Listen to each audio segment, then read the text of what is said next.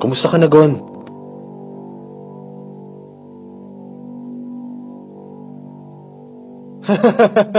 Special attack ba ka mo? Sabi na nga ba, tatanong mo yan. Pero sa totoo lang, ang mga katulad mo hindi kailangan ng special attack. Bakit po ganon? Dahil sa anim na sistema, ang pagpapalakas ay may pinakamagandang balanse. Kapag napalakas mo na ang Tenadren, matatawag mo na rin yung isang special attack. Siya nga pala. Good. Wala akong gaanong alam tungkol dito, ah. Pero siguraduhin mo lang na hindi mo gagawin yung ginawa ni Kurapika. Kurapika, talaga bang gumaling ka na? Oo. Wala na ang lagdat ko. Pasensya na't pinag-alala kita. Magaling na ako. Wala naman sa itsura niya na gumaling na siya. Ang tagal ko na palang natutulog. Wala akong silbi. Ayos lang yun, oh. Palagay ko nga, nakabuti sa'yo yung pagpapahinga mo ng matagal. Hindi na pwede. Masyadong marami pa akong kailangan gawin. Lagot, nagatungan ko pa yata. Oo nga pala. Anong nangyari sa auction sa Sazantis? Sabi sa akin ni Leorio, may hinahanap daw kayong video game. Oo. Ganun pala. Exam na susubok sa kakayahan nyo. Sa kakayahan ko ngayon, malabo ako makapasa. Kailangan ko pa ng special attack katulad ng sayo. Kurapika, anong klaseng pagsasanay ba ang ginawa mo? Pagsasanay. Kahit hindi ko sabihin sa iyong dahilan, alam mo na siguro sa pamamagitan pa lang ng pagtingin sa kanya, di ba?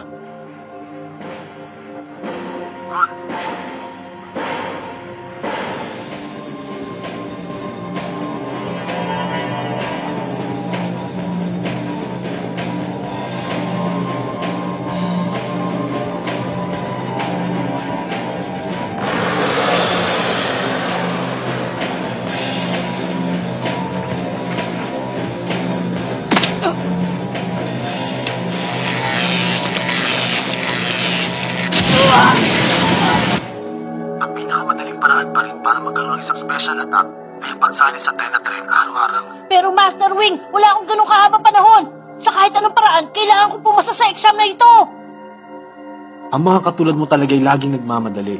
Pero ang Gon na kilala ko ay may kakayahan na makagawa ng ganong klaseng special attack. Sigurado akong aabot ka pa sa deadline ng exam. Talaga po? Siyempre! Ganito, isipin mo ng isa-isa ang lahat ng bagay na kaya mong gawin. Kapag nagawa mo yon, kusang lalabas ang sagot sa tanong mo.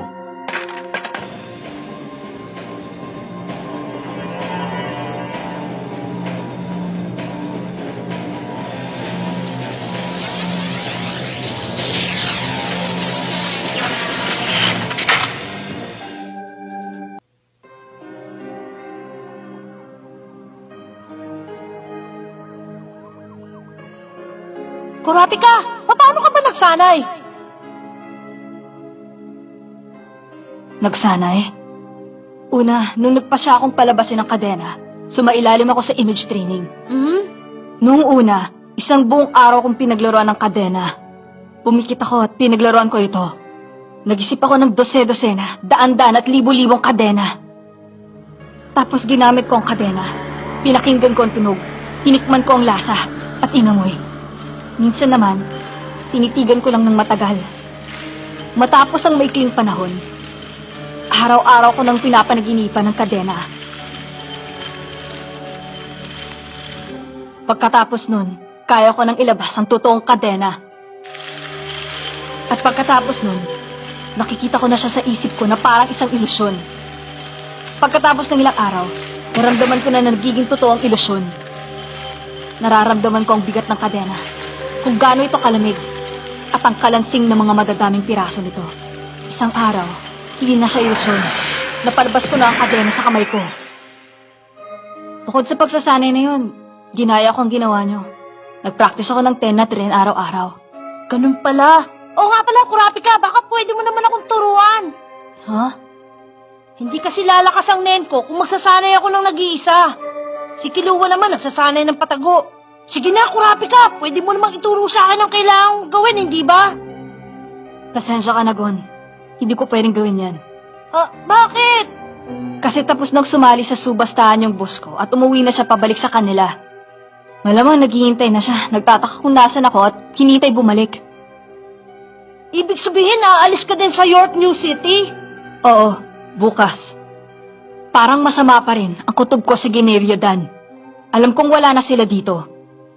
Basta ang importante sa ngayon, mabawi ko ang mga pulang mata.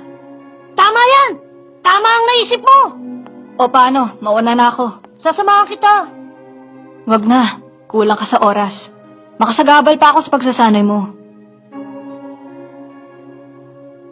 Gon, balang araw magiging master ka rin. Mas mabuti pa kung sa kanya ka nalang magtanong kaysa sa akin. Master naman! Bigyan mo pa ako ng ibang clue!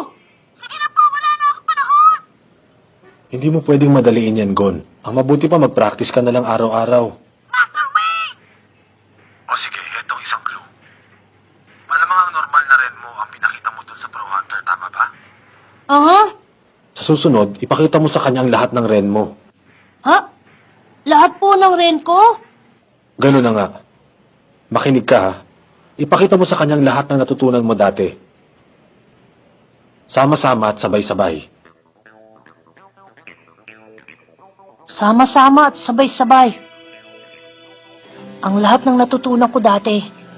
10. Ipunin ang lahat ng enerhiya sa loob ng katawan at pigilan ang paglabas nito sa mga butas ng katawan.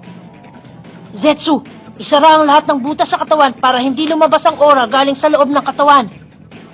Ren, buksan ang lahat ng butas ng katawan upang dumoble ang naipon na aura sa loob ng katawan. At Hatsu, gawin lahat ng sama-sama at sabay-sabay. Ang Ren ay magpapakawala ng matinding aura. Ang Zetsu naman ay pipigilan itong lumabas. Pipigilan ko ilabas pero papakawalan ko rin? Paano ko gagawin yun?